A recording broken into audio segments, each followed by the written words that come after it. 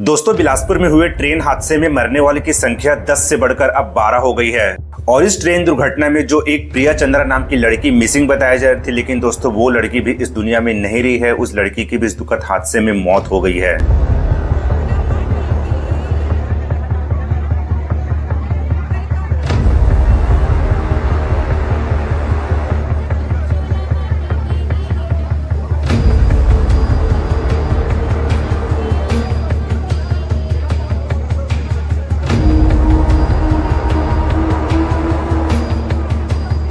वैसे तो दोस्तों इस दुखद ट्रेन हादसे में 12 लोगों की मौत हुई है, लेकिन जो दो नाम की सबसे ज्यादा चर्चा हो रही थी उनमें से एक है प्रिया चंद्रा और एक है छोटा सा बच्चा ऋषि यादव।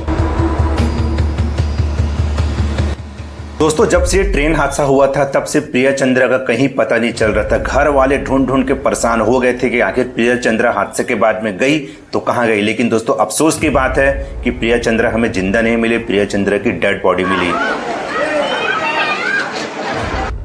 दोस्तों, इस ट्रेन हादसे में अगर सबसे ज्यादा दुखद घटना किसी के साथ घटी है तो वो है इस बच्चे के साथ में। जी हाँ दोस्तों, इस बच्चे का नाम है ऋषि यादव और इस हादसे में इसने अपने माँ बाप को खो दिया है और अपनी दादी को खो दिया है।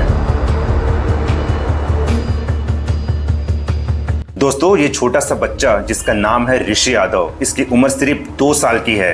जी हाँ दोस्तों, ट्रेन हादसे के बाद में ये अपनी मां से लिपटा हुआ वहीं पर ट्रेन में मिला, बोगी में मिला। लेकिन अफसोस की बात है कि मौके पर ही उसकी मां की मौत हो गई थी। अपनी मां को लिपट कर ये रो रहा था। और उसी ट्रेन हादसे में 2 साल के ऋषि यादव ने अपने पिताजी को भी खो दिया है और अपनी दादी को भी खो दिया है।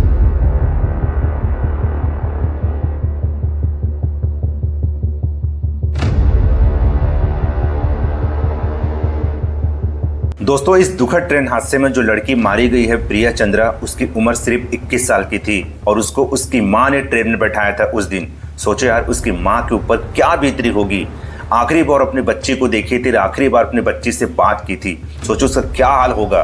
दोस्तों, रो रो कर उसकी मां का बुरा हाल है, घर वाले का रो रो कर बुरा हाल है। हादसे के बाद जब प्रिया चंद्रा कहीं मिल नहीं रही थी तो एक उम्मीद जग रही थी कि वो जहां भी होगी ठीक ठाक होगी। लेकिन काफी ढूंढने के बाद में जब प्रिया चंद्रा की बॉडी मिली तब से घर वाले काफी ज्यादा परेशान हैं। दोस्तों, इस ट्रेन हादसे में जो लोग घायल हुए हैं उनको भी गंभीर चोटें आई है और उनका इलाज बिलासपुर में हो रहा है। दोस्तों, उसी में से एक घायल है जो बता रही है उस समय क्या हुआ था। ट्रेन बोगी तो चढ़ गई थी और मेरा पैर फंस गया था, किसी ने खींच के निकाला तो हुआ है। उसके बाद वहाँ से एम्बुलेंस करके रेलवे हॉस्पिटल लेके गए, वहाँ से फिर मैं यहाँ शिफ्ट कर आई। कहाँ से कहाँ जाना है?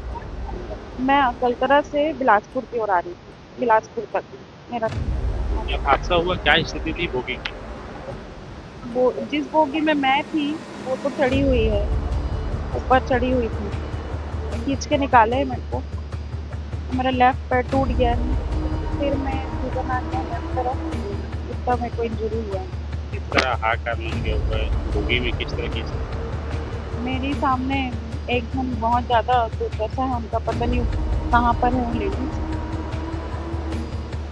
ट्रेन के माध्यम से हाँ, आप अकेले सफर कर रही हैं? दोस्तों, भारत में रहने वाले अधिकतर लोग कहीं आने जाने के लिए, कहीं सफर करने के लिए ट्रेन को ही सबसे ज्यादा सेफ मानते हैं। लेकिन जब ट्रेन में भी ऐसी दुर्घटना होती रहेगी तो भगवान मालिक है आम नागरिक का। अब इस हादसे में गलती किसकी है उसका पता चलना चाहिए और जो भी इस हादसे का जिम्मेदार है उसको कठोर से कठोर सजा होनी चाहिए। चाहे वो कितना ही बड़ा अधिकारी हो, चाहे वो छोटे से छोटा कर्मचारी हो, जिसके वजह से ये हादसा हुआ है उसको सजा मिलना चाहिए। और सरकार को और रेलवे को देखना चाहिए कि आगे ऐसी घटना ना हो। क्योंकि दोस्तों, देखा गया है कि भारत में जब भी ट्रेन दुर्घटना होती है या रेल हादसा होता है तो नुकसान सिर्फ आम आदमी का होता है।